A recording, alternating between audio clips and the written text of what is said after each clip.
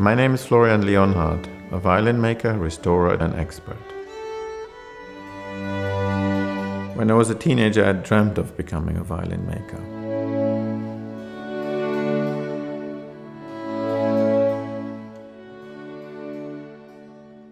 Wood has always fascinated me, hence I enjoyed working with it, whether it was helping to build a garden fence or a shed or a model boat. I always enjoyed to work with wood.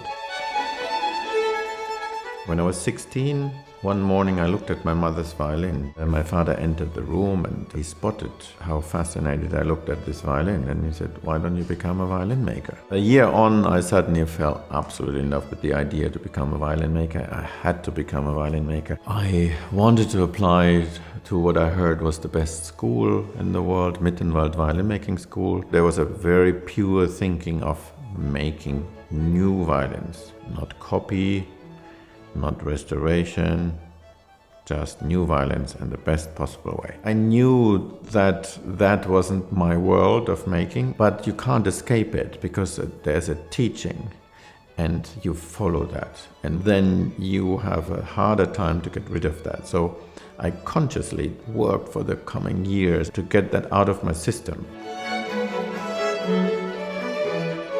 My next dream was to join the legendary Hill & Sons company in London. And when I came to Hill & Sons, I thought, here I have my opportunity to study real originals, to analyze who made what and why. I honed my skills a lot as a restorer, but I always kept on making violins on the weekends at home, trying to apply what I've seen on those ancient ones. And I continued to improve that, try to understand through my authentication process more what made those old Cremonese violin makers so special.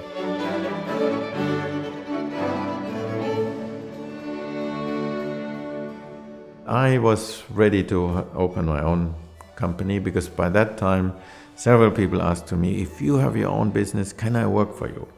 So I immediately started on day one with 2 people working for me, and within a year I had 4. What has now transpired out of my research and restoration and the workshop and building and directing it, that we now make true copies of the real old masters. Florian's fascination with these old master makers comes from his time at Hills restoring these very same items. Seeing these things inspired him to become a sort of violin renaissance man, to want to bring that essence back to the contemporary making. Because Florian's an expert and he's studied so many of these great instruments, he really knows what it is that makes them work as a musician's tool. This amazing attention to detail can produce something that's so optimized that it enables a great player to produce great music. I think that Florian, having studied in detail so many great makers in a very scientific and very clinical way, is now bringing that knowledge to bear in a sort of artistic sense. It's that drive to emulate the best that your craft or your field has achieved. So there's an element of competition, but that competition is with history. I thought I should approach the world more from an angle that I kind of was brought up in, and that was in some ways kind of Renaissance-like. I feel very close to that world and I enjoy to try to understand it more and more over time, which I think today helps me to create violins in that similar manner. What was interesting about the Renaissance was that they actually not only looked for sort of enlightenment in terms of new ideas, they actually wanted to rediscover the skills with which these Greek and Roman artisans and artists were able to produce these incredible pieces, because that was lost knowledge. And what we are doing here is, in a very real way, incredibly similar, where we are trying to bring back exactly the same thing, but contemporary. The violin is a curious thing because it's an old design that hasn't really been improved upon for hundreds of years. but somehow manages to work with the modern repertoire. Certainly the violin is one of the top achievements of mankind. To create an instrument plus the music played on it is incredible to think about it. What's become obvious is that everyone is trying to make a Strad. And I always found that sort of interesting because why? Why is it Strad is so amazing? And studying it was like, Strad, there's magic. In fact, it is the simplicity of Stradivari that makes it so great. But simplicity, as we all know, is the hardest thing to achieve. This was my task, to discover the simplicity of Stradivarius making. To acknowledge that these designs, which is what they are, so each old violin is essentially its own blueprint if you're able to extract all that data out of it, which is the molds and the measurements and the analytics of the wood and so on, and then you try to impart that on a new instrument. There isn't sort of one perfect violin, or rather what you have is several exceptional executions of these particular models that these makers would have spent a long time trying to figure out. Perfection can be relative. In violin making, you can be making a violin super perfect. Everything is absolutely like from a computer, but it's lifeless. You want to see some virtuosity. It's the same with the violinist. When a player plays, you want to hear that player walk on the edge of the cliff and risk falling off, but managing to stay there because he's so cool and so virtuosic and so well trained. So my new approach to my making here was not to just make a violin look like Stradivari, but actually have a proper soul like the originals. One thing that's special about our true copies is they're made in the presence of the originals. While one of my colleagues is working on a Strad copy, there will be somebody restoring a Stradivarius right next to them. So we have them open, we can feel them, we can touch them, we can tap them. I can really understand with my hands what I need to make a new one. What Florian is doing is he is actually trying to study directly from 17th century Cremona. And we are trying to understand the intention behind the original model to replicate this thing so that we don't only have one of these violins that work so well, but 2, 3, 10, however many. It's that acknowledgement that these designs of these instruments do exist and that you are willing to try to follow this set of instructions even though it's fairly well hidden under 300 years of use.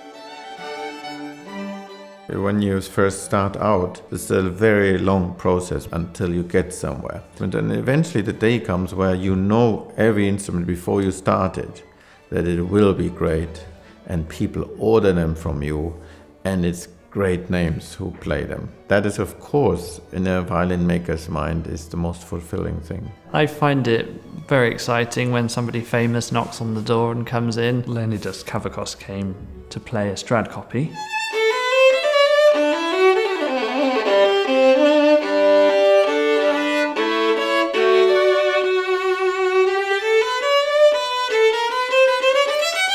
And he played it, and his instant reaction was, wow, this is your best one yet. It feels and sounds like the original to play. Each note when you play it, it doesn't have a hard edge, but it has that intense core inside, that strength of sound. And he was just blown away by it.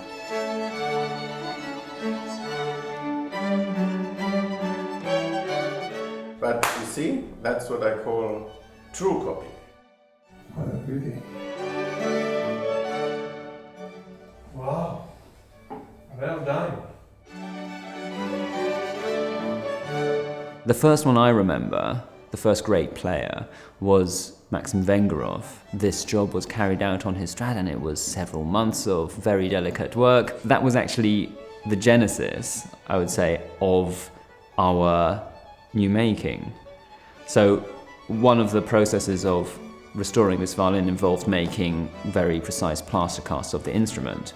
And it was from those casts that the idea of actually making a copy, this incredibly true-to-life copy, came about. We did manage to show him our latest work, which is a copy of the Abergavenny Strad, and his reaction was extraordinary. He seemed very impressed. We're kind of holding the violin saying, could you try this? And he was kind of tired after the masterclass. But then he saw the violin. He was like, is this one of yours? I'll give it here.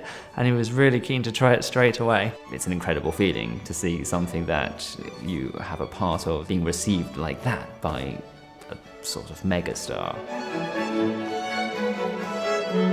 The company's aim is to provide the musician a unique voice artistically.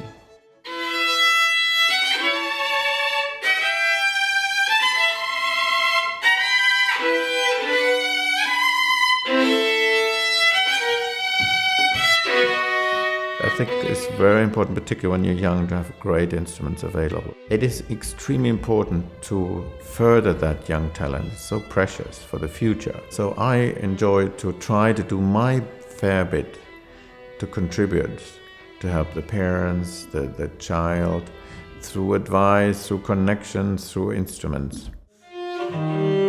So I got to know Florian when I first borrowed the Amati cello that I play on now for the BBC Musician Finals. I was looking for an instrument that was gonna make me feel comfortable, and I came here and tried many instruments, and the Amati just really stuck out to me. Since then, everyone at Florian was looking for someone to be able to support me with that instrument long term, and so I'm very grateful that now I'm able to play on that instrument all the time, and it's just such a joy and privilege, really.